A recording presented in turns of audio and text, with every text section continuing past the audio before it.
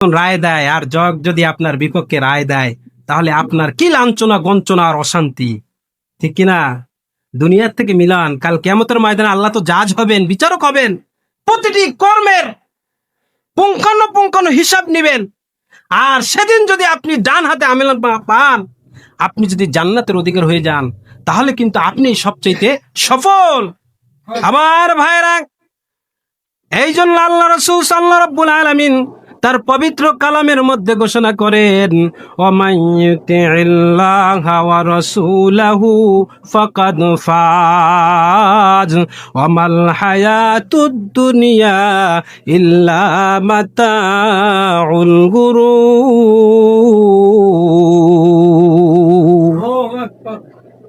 আল্লাহ এবং তার রাসূলের হুকুম অনুযায়ী আপনার জীবন যদি পরিচালনা করতে পারেন, এই ক্ষণস্থায়ী জীবন আখিরাতের একদিনের তুলনায় দুনিয়ায় আমরা যদি 60 বছর 70 বছর বাঁচি, তাহলে 1 minute 2 minute 1.5 minute, highest 1.5 minute আমরা বাঁচি।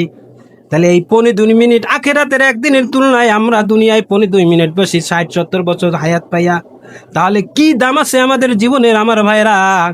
আর ওই সময় তো অনন্ত সময়, তার শুরু আছে, তার কোনো শেষ নাই। ওই অনন্তকালকে যদি সুখময় করতে হয়, আল্লাহ এবং তার রাসূলের হুকুম মতো আপনার জীবন পরিচালনা করতে হবে, আর তাহলে আপনি সবচাইতে বড় সফল। আল্লাহ বলছেন, ওয়ামাইয়ুতিল্লাহা ওয়া রাসূলাহু ফাকাদ ফাজ। আমার ভাইরা, সুতরাং আল্লাহ এবং তার রাসূলের হুকুম অনুযায়ী আমাদের জীবন পরিচালনা করা কোনো গন্তব্য নেই। কারণ কোন সময় আমার ভাইরা, আমরা তো মৃত্যুর হাত থেকে বাঁচতে চাই, কিন্তু মৃত্যু আমাদের পিছনে কিন্তু সবসময় ধাওয়া করছে। আমি মৃত্যুকে আমার শরীরে বাসা বেঁধে আমি সবসময় ঘুরে বেড়াচ্ছি। কারণ এই শরীরের মধ্যে 3.5 বডির মধ্যে আপনার যে অর্গানগুলো রয়েছে, লিভার, কিডনি রয়েছে, অন্য অন্য যে অঙ্গ রয়েছে, সেখানে দেখেন অনেক রোগ বাসা বেঁধে আছে, আপনি জানেনও না। হঠাৎ ব্রাস্ট হয়ে যায়, কি হয়, মিনি স্ট্রোক করছে, হাসপাতালে হসপিটালে নিতে দুনিয়ার সফর শেষ হয়ে যায়, ঠিক কিনা? আমার এই শরীরে রোগ বেঁধে আছে, আমি কিন্তু মৃত্যুর বাসা নিয়ে আমি বসবাস করছি। সর্বত আমি সব সময় সংগ্রাম করছি, প্রাণান্ততার চেষ্টা করছি বাঁচার জন্য, কিন্তু এখানে কিন্তু আমার মৃত্যুর বাসা বেঁধে আছে, ঠিক কিনা ভাইয়ের আমার? আমি বুঝতে পারছি না, কিন্তু যখন এটা সময় হয়ে যাবে, ব্রাস্ট হয়ে যাবে, তখন কিন্তু একটা অশিলা দিয়া দুনিয়ার থেকে আমাকে বিদায় নিতে হবে। কি বলে যে মিনি স্ট্রোক করছে। হ্যাঁ ভাইয়ের আমার, দাঁড়িয়ে রয়েছে বাসের জন্য, পিছন থেকে হঠাৎ একটা মোটরসাইকেল এসে পিছন থেকে উঠিয়ে দিয়েছে। এটা হচ্ছে অশিলা মাত্র, কিন্তু মৃত্যু তার ওই পর্যন্ত ভাইয়ের আমার। যখন মৃত্যু হবে, সময় আসবে, 1 সেকেন্ডও দেরি করা হবে না। সুতরাং এই মৃত্যুর সাথে আমরা প্রাণান্তকার সংগ্রাম করছি, মৃত্যুকে কিন্তু আমার শরীরে বাসা বেঁধে আছে, আমি জানছি না। সুতরাং চিন্তা করুন, নরম করুন দিলটাকে, যে আমি কি ছিলাম, আমার কোনো অস্তিত্ব ছিল না, আমি এখন আছি, আমি তো একসময় থাকবো না। সুতরাং অনন্তকাল যেখানে আমাকে থাকতে হবে, সেই বাসা মজবুত কতটুকু আমি করেছি, সেটা চিন্তা করার বিষয় আমার ভাইরা।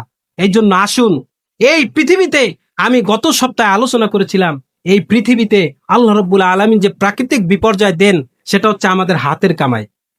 আল্লাহ রাব্বুল আলামিন পবিত্র কালামের মধ্যে ঘোষণা করেন, জহরাল বাসাদু বিল বারনি ওয়াল বাহর বিমা কাসাবাত আইদিন নাস। এই জলে এবং স্থলে যে সমস্ত আপদ বিপদ ঘঙ্গরিত হয়, সেটা হচ্ছে মানুষের হাতের কামাই। মানুষের পাপাচারের কারণে মানুষের সমাজের মধ্যে যখন অন্যায় পাপাচার ব্যভিচারী বৃদ্ধি পায়, তখন আল্লাহ রাব্বুল আলামিন সতর্ক করে তাদেরকে এই পৃথিবীতে বালা মুসিবত প্রণয়ন করেন। আল্লাহ রাব্বুল আলামিন অন্যত্র ঘোষণা করেন, ওমা আসাবা মিন মুসিবাতিন ইল্লা বিইযনিল্লাহ।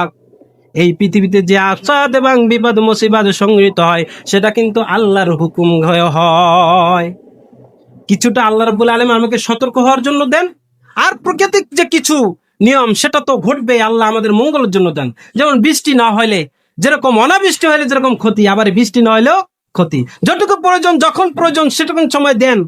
খরা যখন বেশি করা হয় তখন ক্ষতি, কিন্তু আবার অনেক সময় খরা না হইলেও সমস্যা। সেটা হচ্ছে প্রাকৃতিক নিয়ম, আমাকে বেঁচে থাকার জন্য আল্লাহ রিজিক হিসেবে, অবলম্বন হিসেবে আমাদেরকে দিয়েছেন। কিন্তু যখন এক্সট্রিম কোনো কিছু হয়, প্রচন্ড ঝড়, প্রচন্ড বন্যা, বৃষ্টি, ভূমিকম্প, মনে রাখতে হবে এটা হচ্ছে আমাদের হাতের কামাই।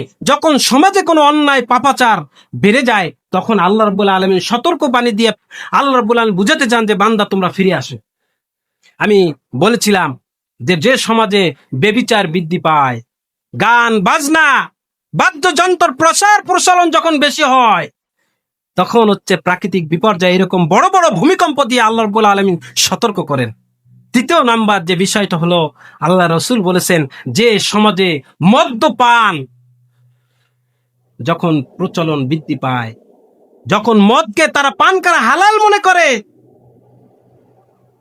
তখন এই মদ্যপান, অতিরিক্ত মদ্যপান করার কারণে আল্লাহ রাব্বুল আলামিন এই সমাজে প্রাকৃতিক বিপর্যয় দেন। মদ্যপান কিন্তু একসময় জায়েজ ছিল, একসময়, কিন্তু আল্লাহ রাব্বুল আলামিন আস্তে আস্তে তৃতীয় পর্যায়ে এটাকে হারাম ঘোষণা করলেন। প্রাথমিক পর্যায়ে এই মদ সম্পর্কে যখন ওই সমাজে, প্রতিটি সমাজে কিন্তু একটা প্রচলন থাকে যে এরা মদ পান করে, এরা নৃত্য বেশি করে, হ্যাঁ, এরকম একটা সমাজ ওই সময় রাসূলুল্লাহ সাল্লাল্লাহু আলাইহি সাল্লামের যে সময় ছিল, সেই সময় পরবর্তী যে প্রচলনটা সবচেয়ে বেশি ছিল, নারী এবং মদ নিয়ে তারা বেশি মত্ত ছিল। কিন্তু তাদেরকে কিন্তু দাওয়াত দিতে গেলে হঠাৎ তাদেরকে যখন আপনি বলবেন যে মদ হারাম, তখন কিন্তু তারা কিন্তু দিনের প্রতি আসতে তাদের জন্য কষ্ট হয়ে যাবে। এই জন্য হিকমত অবলম্বন করে আল্লাহ রাব্বুল আলামিন স্টেপ বাই স্টেপ তাদেরকে বুঝিয়ে দিলেন।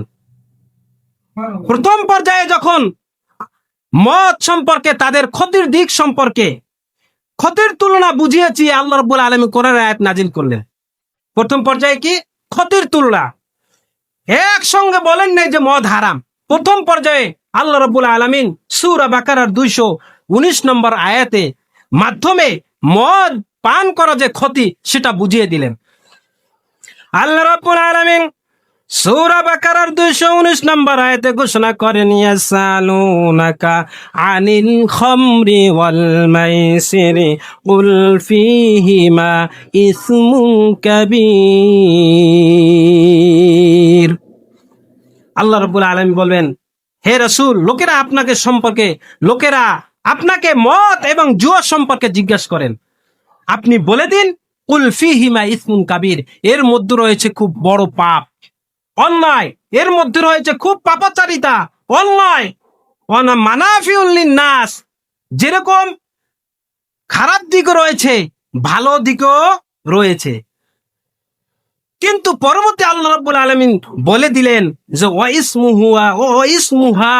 ওয়াইসমুহা আকবারু মিন নাফইহিমা, জেনে রাখো, তাদেরকে বুঝিয়ে দিন যে এখানে ক্ষতির তুলনায়, উপকারের তুলনায় ক্ষতি হচ্ছে বেশি।